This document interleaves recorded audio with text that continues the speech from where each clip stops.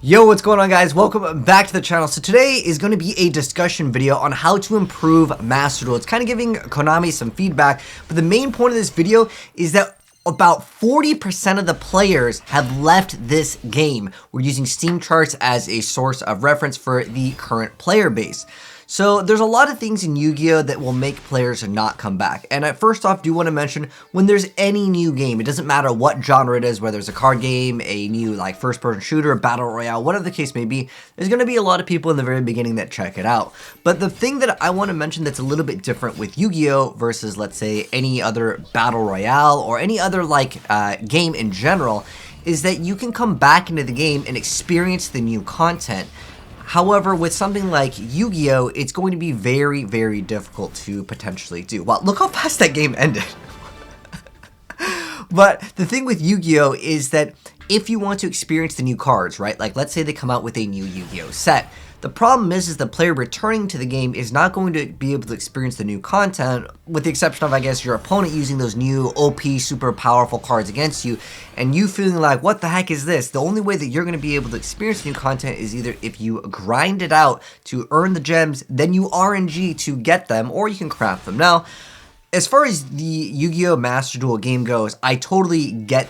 For a lot of us veteran Yu-Gi-Oh players, this is probably the most fair Yu-Gi-Oh game when we're able to craft the cards versus any other Yu-Gi-Oh game, and I would still say it's relatively fair. There's always people still commenting that this game is pay to win, where I feel like the game is relatively fair, at least for your very first deck. Almost anyone can build pretty much whatever deck that they want for free, at least the very first one. Later down the line, you may have to spend money or you're going to have to grind quite a bit to access that, or what a lot of people have been doing is been making secondary accounts, which technically goes against the terms of service, but we're not really here to talk about this. But I'm here to also talk about why this actually matters in terms of the player base, because if any of you guys remember, there's another really good Yu-Gi-Oh game. It's called Yu-Gi-Oh Legacy of the Duelist Link Evolution. This game only peaked at 1,200 players, but is this game gaining some support? No, and I felt like that game could have been the ultimate final Yu-Gi-Oh game to ever exist, because it was great. Now with Master Duel, there's a little bit of a disconnect between the main game and the actual like Master Duel game. What I mean by the main game is the TCG, where we actually have a side deck, and that completely changes it up when we're able to have games 2 and 3, where sometimes, and I'm sure a lot of you guys have felt this way, when you play against someone, literally whoever gets to go first just wins the game. If you're playing against Drytron and you don't open up with a hand trap, you basically lose, and it just feels like, dang, I didn't really get a chance to play. But that's the thing when you look at a game when it's just the best of one. That's why in real competitive Yu-Gi-Oh, you actually have games 2 and 3. Or you just get 2-0'd, right? That can totally happen. And if they want this game to survive for the long term, they need to think about that as well, because if they want this game to be esports, which they did mention that they want this game to have esports, it's just going to feel really awkward in a best of one scenario where, like, you look at the finals and the other player literally does not get to play if the other guy opens up good. There's definitely going to be people that complain about that and meme on it, and I was looking over on Reddit to see, you know, why people are kind of leaving. And like I mentioned before, there's a lot of people that will hop into a game, you know, if we look at the metrics, like where it was at its peak and then it slowly started dipping off, and then here's, I think, where they announced like the new event. Having events can definitely help bring players back into the game, but again, if you were to look at a game like Fortnite, when there's a new like weapon or a new item that drops, you can just hop in and play and experience it. When Yu-Gi-Oh adds a new Xyz event, you're gonna have to build a deck for that, and you're gonna have to buy gems, or you have to have had them saved up. That's why on this account you guys see like I'm just storing up gems waiting for the next event so we can get more content. But look at time and time, a lot of these games, I mean, the first game was over in like 2 seconds. This game, the guy just beefed himself up to insane amounts of stats and just boom, get one shot and get wrecked. And I like that as someone that likes to be a content creator, to see these weird things that people do in Yu-Gi-Oh games. Most of these things are kind of things that we've already seen before, because this game is not up to date with the current modern Yu-Gi-Oh game in terms of like all the cards. Like, where's DPE, like we're still waiting on a lot of things to come out, so I think they need to update the game more frequently. Speaking of that, myself, in just a few days, I finished the entire Battle Pass, and I was checking out Reddit what people are saying in terms of like constructive criticism. I don't think that they need to make the Battle Pass longer just to reach the max tier, but they need to give more rewards, because I think that the Battle Pass is completed way too fast. I'm not sure if any of you guys feel the same way, where like I play Yu-Gi-Oh pretty hardcore, I guess, and I would say that this game is definitely designed for more into the hardcore audience in the Yu-Gi-Oh community, because the casuals, they go up in queue ranked and I see them all the time. My opponent took 50 million years for his turn, special summoned 50 different times, and then I just lost. So I would say that people that play this game, they're going to be playing it long term, are going to be more hardcore players. Therefore, you need to incentivize them to keep that retention rate. Otherwise, they're going to hop in when there's a new season. They're going to grind out all the things in just like 3 to 4 days, which is basically what it took for me to grind through the battle pass. And then after that, what do I do? Like, there's nothing to earn. There were more things leaked that they showed off more ranks, but why are they not implemented in the game? Why is there not more ranks? Why is there not more things to do in the game? Why is there not a casual and a competitive section? That's one of the biggest things that I think that would really help out with player retention rate. But again, a lot of the stuff comes down to people feeling a disconnect with the game that they used to play. Like, look at this post over here, which had a lot of upvotes. So after doing the tutorial, then waiting 30 minutes for the update, which has to be done to continue, my opponent was able to summon multiple monsters each turn, possibly cheating, as well as drawing 3 to 4 cards each turn. And on their second turn, I had a monster with 5,300 attack, and all I did on my only turn was set a 2100 defense monster. If the player wasn't cheating, then the only similarity to the game that I played 15 years ago was the starting 8,000 life points.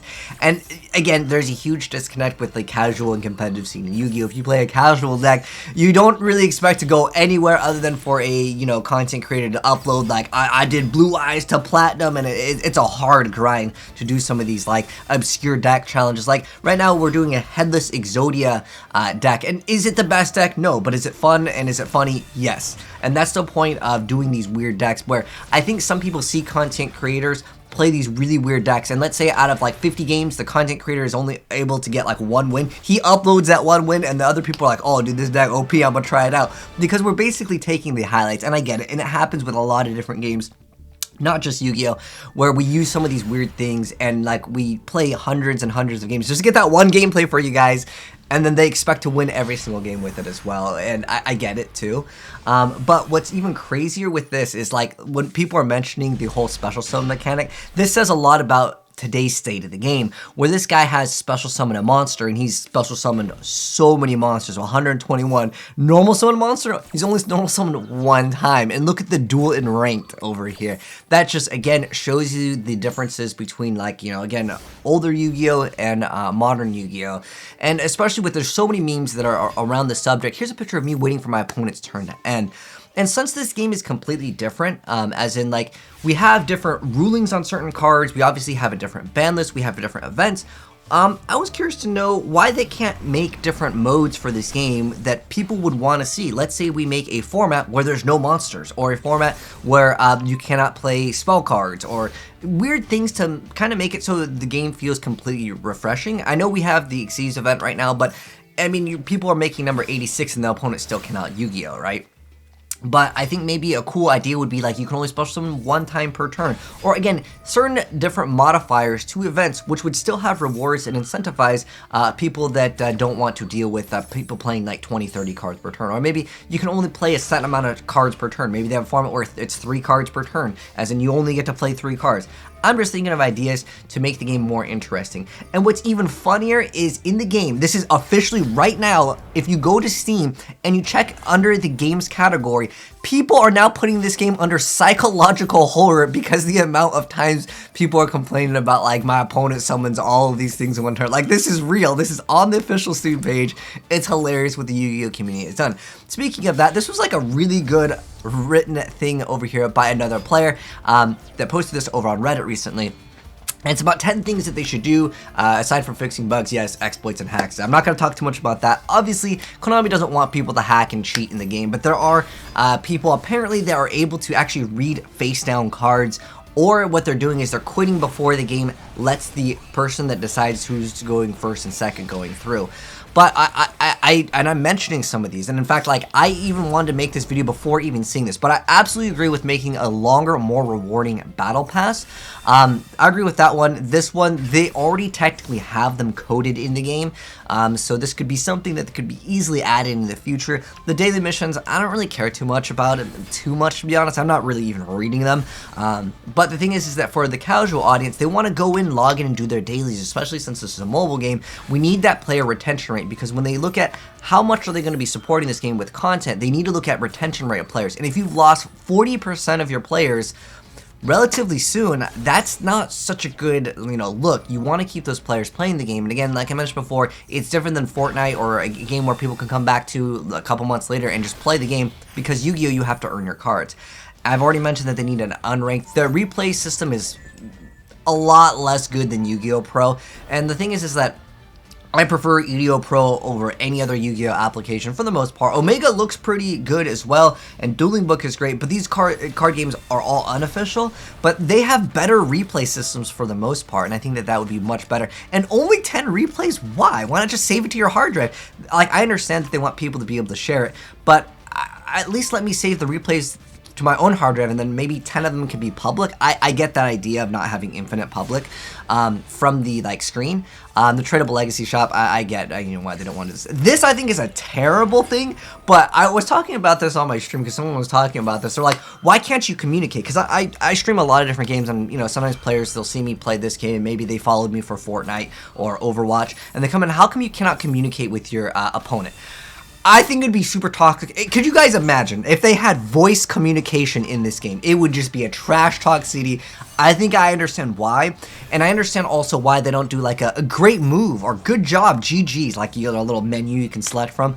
I understand why they don't let people type in. If you've seen the Yu-Gi-Oh! Community over on some of these other third-party Yu-Gi-Oh! Applications, yeah, people get pretty salty. So even though I would want this to happen, I think it'd be so entertaining to have full-on voice communication in this game. It probably shouldn't exist. Could they add typing? It still would get really toxic, but I think that for the entertainment value, it would add more to it. I don't know if you trash talk someone and you lose to them, if it's going to incentivize people to make more purchases, but I think that at the end of the day, it would be cool to have voice communications as an option that you can enable or disable. I don't know. You guys can let me know what your thoughts are on that. Like I said, I know it's kind of a bad idea, but at the same time, I think that one huge thing that this guy mentioned that I actually didn't think about is pack codes. Something like when you're able to get an OTS pack, you get a code that you can put into Master Duel, because that way the people that are supporting your game in real life have another way to support the game here, because let's say that they haven't played this in a long time, they want to come back, they gotta have, gems to play, but they're like, oh, I got a bunch of these OTS pack codes, let me go and slam them all in. Oh wait, I'm just a couple ultra rare short, let me go and buy a couple packs. I think that every single card game in the future should be doing this, where when you buy a card pack in real life, you unlock a card pack in the game or some sort of bonus code over in the game. And I think that all of those things would really make this game much better for longevity. Sometimes with some games, people, again, I know I mentioned it already, but they hop into a game because it's new and they want to test it out, and then never come back to it anyways. But the huge disconnect between this and other games is, again, so many times where, again, look at how many duels we watch and how many were just a one-shot OTK within a few different turns, one player is winning, right? And the fact that this game is set up, again, to be esports and it's the best of one, it just feels a little awkward in my personal opinion. But let me know your guys' thoughts. How would you guys fix the game to keep players coming back into this game? Because again, 40%, that's a huge red flag for a lot of people. And again, with a lot of Yu-Gi-Oh games later down the line, they just don't update the ban list, they don't support the games, and then that's it. I don't know, are we gonna get a Master Duel 2 in a couple years? I think that kind of makes players hesitant on purchasing card packs just in general in any game. When a game let's say NBA 2K or FIFA, I know these games have card packs where then in a year there's a new game and you have to rebuy everything, so people are kind of ooh, I don't know if I want to make the decision on that. So maybe they can make a huge announcement on this is going to be the final Yu-Gi-Oh game, but I doubt it. I don't know. They're making Battle Royale, they're making triple cross duels, they're doing a lot of crazy stuff with Yu-Gi-Oh. But anyways, thanks for tuning in, guys. Let me know your thoughts on how we can keep players interested in the Master Duel Yu-Gi-Oh game, because for me, honestly, it's a long grind to do all of the story modes and stuff, and I just want to play PvP, and I just want all the cards unlocked. I know it's kind of unrealistic, but anyways, let me know your thoughts down below. Thanks for watching. If you guys enjoyed the video, subscribe to the channel if you're new here, if you want to keep updated with Master Duel as well as other new Yu-Gi-Oh news. Take care. I'll catch you guys in the next video. I'm out. Peace.